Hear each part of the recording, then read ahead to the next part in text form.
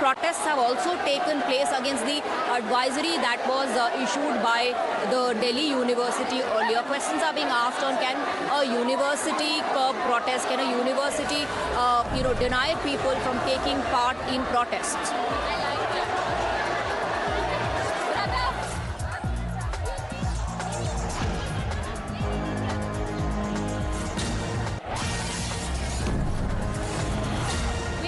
Joining us in the broadcast with more details. Kritika, tell us about the sentiment and the action on ground as far as Delhi University's order is concerned. A fresh advisory rather to students suggesting that students should stay away from protest sites.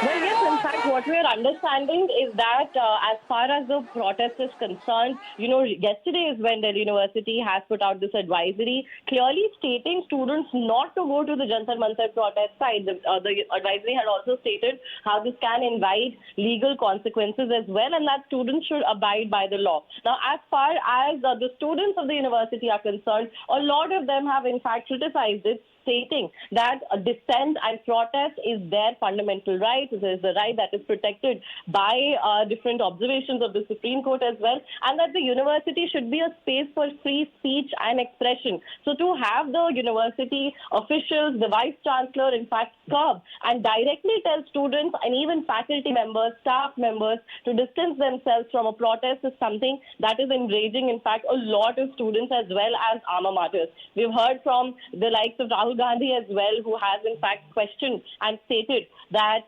these universities will pay for, in fact, putting out such advisories. And in a way, what he has said is that these universities are threatening students. After Delhi University, we'd also seen, in fact, JNU put out a similar advice.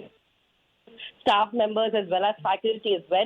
And a few days back, we had also seen IIT Roorkee put out, send in fact an email to their people living on their campus, including students and faculty members, to not post any sort of a content, to not make any political statements or participate in any political activity that might bring, that might defame the image and the relationship between the university, the institute, as well as that of the central government. So this was also something that was very widely looked down upon by, in fact, students as well as commentators as well. So now we are seeing that a full-on protest is also taking place at the Delhi University Arts Faculty gate.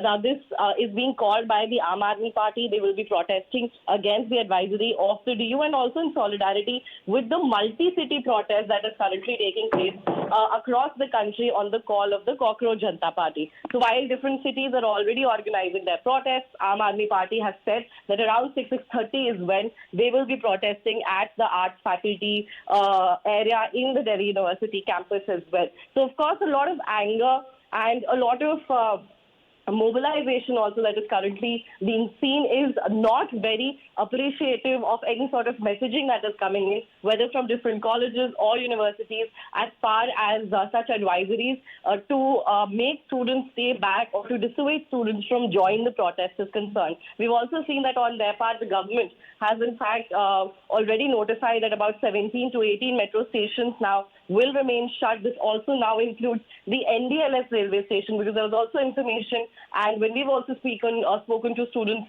who are attending the protests at the Jantar Mantar site, they've said that a lot of them are coming in from different cities via railway stations. So the metro station right at the railway station also has now been closed until further notice. There is an advisory on part of the Delhi Traffic Police to, in fact, apps that work for ride-hailing apps as well as quick commerce. With that, we are slipping into a very short break. The crowd here is only swelling. The protest intensifying here in the Maximum City as well. We'll continue our coverage on the other side as well. Stay on with us.